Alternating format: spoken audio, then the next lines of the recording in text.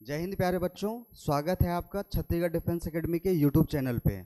आज हम Chhattisgarh defence academy के माध्यम से आपसे मिलने के लिए इसलिए आए हैं क्योंकि अभी 13 अप्रैल को NDA 1 2025 के एग्ज़ाम होने वाले हैं और ये वीडियो उन बच्चों के लिए है जो 13 अप्रैल को NDA का एग्ज़ाम दे रहे हैं। तो आज हम छत्तीसगढ़ डिफेंस एकेडमी के माध्यम से उन बच्चों से ये बात करेंगे कि आपको एग्ज़ाम के समय किन किन महत्वपूर्ण बातों पर ध्यान देने हैं जिससे आप एग्जाम में मैक्सिमम क्वेश्चन अटेम्प्ट कर सकते हो। और ये बात मैं आपसे नहीं करूंगा, मैं आपको आज उनसे मिलवाऊंगा और आपके मुताबिक वो बात करेंगे जो NDA 2 2024 के एग्ज़ाम क्लियर किए हुए हैं और वो अभी आकर के आपसे एग्ज़ाम से संबंधित कुछ महत्वपूर्ण बातें शेयर करेंगे जिसको आपको ध्यान में रखने हैं और उन बातों को ध्यान में रखते हुए आप NDA में मैक्सिमम क्वेश्चन अटेम्प्ट कर सकते हैं जो कि एग्ज़ाम के लिए आपके बहुत ही फायदेमंद होने वाले हैं। तो मैं स्वागत करता हूं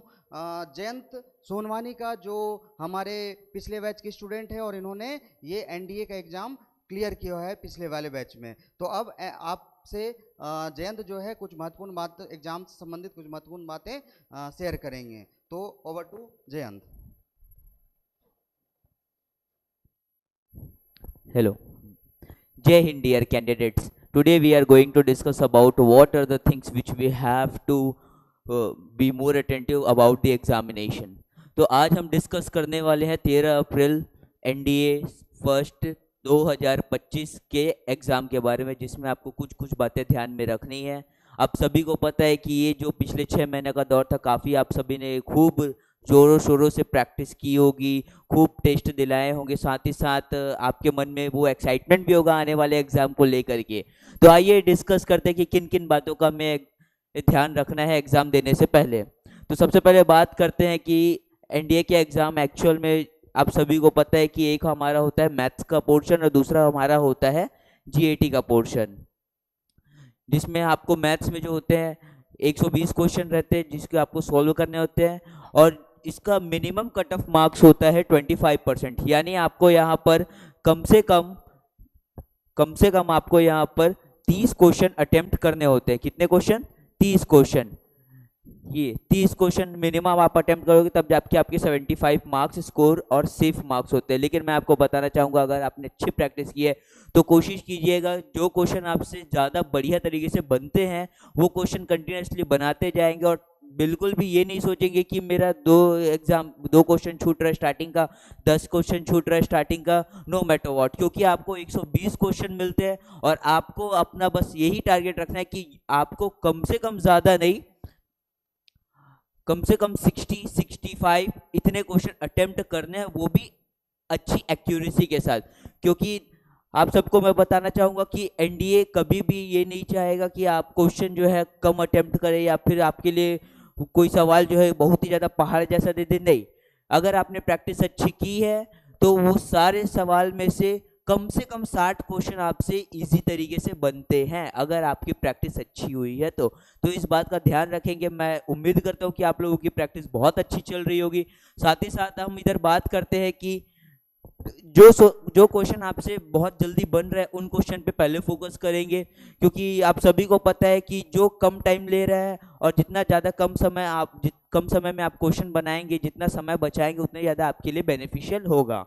उसके बाद हम बात करते हैं जैसे टफ सवालों में फंसने से बचे और जिससे अपना टाइम वेस्ट भी होता है। तो आपको मैं ये बताना चाहूँगा कि कई बार ऐसा होता है कि जब हम क्वेश्चन बनाते रहते हैं और आधे बनाते हुए हम वहाँ पर कई बार डाउट करने लगते हैं कि यार मैं सही बना रहा हूँ कि नहीं, या फिर यहाँ पर मेरा समय ज़्यादा जा रहा है क्या। तो बेहिचक उस सवाल को आप सर्कल मार्क करके आप अगले क्वेश्चन में बढ़िए, क्योंकि इससे आपका समय बचेगा और जब आपके पास थोड़ा बहुत समय अंत में बचे तब वो आधे बने हुए क्वेश्चन पे ध्यान दीजिएगा। जैसे आपको मैंने बताया कि 120 सवाल होते हैं जो कि 2.5 घंटे का हमारा पेपर होता है, मतलब हर सवालों के लिए 1.25 मिनट से कम। आप ये एक ऐसा फिक्स मत कीजिएगा कि आपको 1.2 मिनट के अंदर में ही सवाल बनाने, नहीं, आपका जो स्पीड है, आपने जो अपनी प्रैक्टिस की है उस प्रैक्टिस में थोड़ा और एफर्ट डाल करके जितना जल्दी से जल्दी हो सके सवाल अटेम्प्ट कीजिए। और मेरा ये मानना है कि मैथ्स के क्वेश्चन में 1 से 1.5 मिनट भी अगर आप ले रहे हैं तो फिर वो सफिशिएंट होता है एक नॉर्मल और एवरेज सवाल को सॉल्व करने के लिए। उसके बाद हम बात ये करते हैं कि जो हमारा एनडीए का एग्जाम होता है उसमें नेगेटिव मार्क्स भी होते हैं, 1/3 जो हमारा होता है नेगेटिव मार्किंग होता है। तो आपको इस बात में ध्यान रखना है कि गेस नहीं करना है, क्योंकि कई बार हमारे साथ ऐसा तो होता है कि हमने 60 क्वेश्चन सही तो बनाए लेकिन हमने 30 क्वेश्चन गलत भी कर दिए 90 क्वेश्चन अटेम्प्ट करने के चक्कर में। तो जिसमें क्या होता है, हमने जो सही बनाया है जिसमें हमारा अच्छा खासा मार्क्स स्कोर हो रहा था, तो हम उसके चक्कर में जो हमने 30 क्वेश्चन गलत किए हैं उसके चक्कर में हमारा क्या होता है, मार्क्स डाउन हो जाता है। और ये नेगेटिव मार्किंग से आपको तो बहुत ही ज़्यादा ध्यान में रखना है कि नेगेटिव मार्किंग से जितना ज़्यादा हो सके उतना ज़्यादा बचे। क्योंकि देखो अगर हम 60 सवाल अगर बना भी रहे तो 60 सवाल हमको छोड़ने भी है अगर एक अच्छा स्कोर लाना है तो। उसके बाद हम बात करेंगे, जैसे देखो यहाँ पर 60 से 70 सवाल अटेम्प्ट करें एक्यूरेसी के साथ। अब आपकी एक्यूरेसी तभी आएगी जब आपने उन सवालों उनसे रिलेटेड सवालों के ऊपर अच्छी खासी प्रैक्टिस की होगी, और मुझे ये उम्मीद है कि आपने जोरों शोरों से इसके ऊपर ध्यान दिया होगा। उसके बाद हम बात करते हैं जीएटी के पेपर की। जीएटी के पेपर को हम 3 पोर्शन में लेकर के चलते हैं। एक हमारा होगा इंग्लिश का जिसमें ऑलरेडी 200 मार्क्स के सवाल होते हैं, यानी उसमें होते हैं टोटल 50 क्वेश्चन। और उसके साथ ही साथ हम बात करेंगे हमारा दूसरा पोर्शन होता है जिसको हम बोल सकते हैं साइंस पोर्शन, जिसमें हमारे बायोलॉजी, फिजिक्स और केमिस्ट्री तीनों आते हैं, जो भी होता है लगभग 200 मार्क्स का। उसके बाद हमारा जो तीसरा सेक्शन उसमें आता है, तीसरा पोर्शन जो आता है वो है हमारा होता है जनरल स्टडीज़ का, जिसमें हमारी हिस्ट्री, पॉलिटी, ज्योग्राफी और डिफेंस अफेयर्स, करंट अफेयर्स, ये सारी चीज़ें उसमें इंक्लूडेड होती है। तो आपको ध्यान रखना है कि तीनों को पोर्शन वाइज ही देखना है। जैसे हमारा पहला जो होगा इंग्लिश का क्वेश्चन होगा, तो क्वेश्चन नंबर 1 से लेके क्वेश्चन नंबर 50 तक, जिसमें हमें आ रहे 200 मार्क्स को होते, तो उसमें कोशिश कीजिएगा कि ज़्यादा से ज़्यादा मार्क्स स्कोर करने की, क्योंकि इंग्लिश का पोर्शन उतना ज़्यादा टफ नहीं रहता, डिपेंड करता है कि आपने कितनी प्रैक्टिस की है। और उसमें भी ज़्यादातर कोशिश कीजिएगा कि आपको 100+ जो है मार्क्स स्कोर करते बने। उसके बाद हम बात करते हैं कि जो हमारा जो साइंस पोर्शन है उसमें भी पूरी कोशिश कीजिए कि आपका 100+ बने, क्योंकि फिजिक्स का ऑलरेडी 100 नंबर का होता है जिसमें 25 क्वेश्चंस होते हैं, और बायोलॉजी और केमिस्ट्री में भी अपने मार्क्स खींचने की कोशिश कीजिएगा, क्योंकि फिजिक्स के क्वेश्चन जो होते हैं काफ़ी ईजी लेवल पे होते हैं, उतने ज़्यादा रफ नहीं होते, तो ये आपको बेनिफिशियली करता रहेगा। उसके बाद हम अगर तीसरे पोर्शन की बात करें, जैसे हमारा है जीएस पोर्शन, तो उसमें आप अपने स्टडी अच्छे से किए हैं तो उसमें भी कोशिश कीजिए कि मैक्सिमम 100 मार्क्स गेन करने का।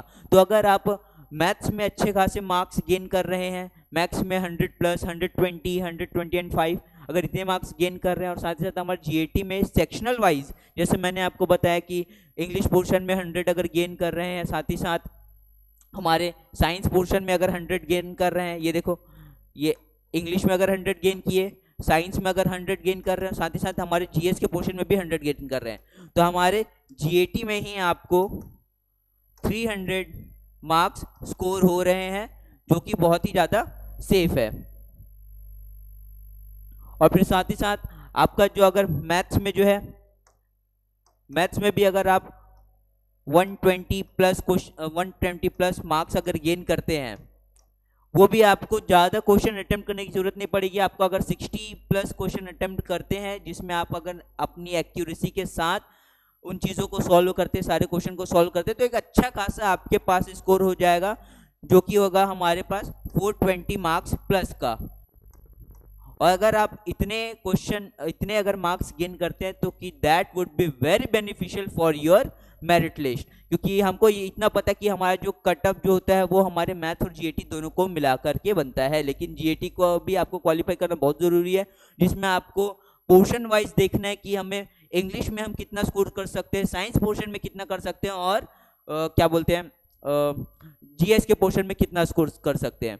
तो ये चीज़ें थी जो आपको मुझे बतानी थी। साथ ही साथ मैं अभी भी आपको कहूँगा कि बचे हुए हमारे पास 2 दिन हैं, खूब अच्छे से प्रैक्टिस कीजिए, खूब मेहनत कीजिए, और जैसा कि हमारा टारगेट रहता है कि क्वेश्चन मार्क्स इतने स्कोर करें कि हमारे मेरिट तक में कोई दिक्कत ना हो। अगर आप इस स्ट्रेटेजी से चलेंगे तो आपको काफ़ी ज़्यादा फ़ायदा मिलेगा इस चीज़ का। साथ ही साथ मैं ये भी बोलना चाहूँगा कि हमें अगर पहाड़ जैसी अगर मंजिल दिखती है तो हमारे लिए मुश्किल हो जाती है, लेकिन अगर हम अपने टारगेट छोटे छोटे लेकर के आगे बढ़े तो वो पहाड़ जैसी मंजिल भी चढ़ना आसान हो जाता है। थैंक यू सो मच आप सभी का।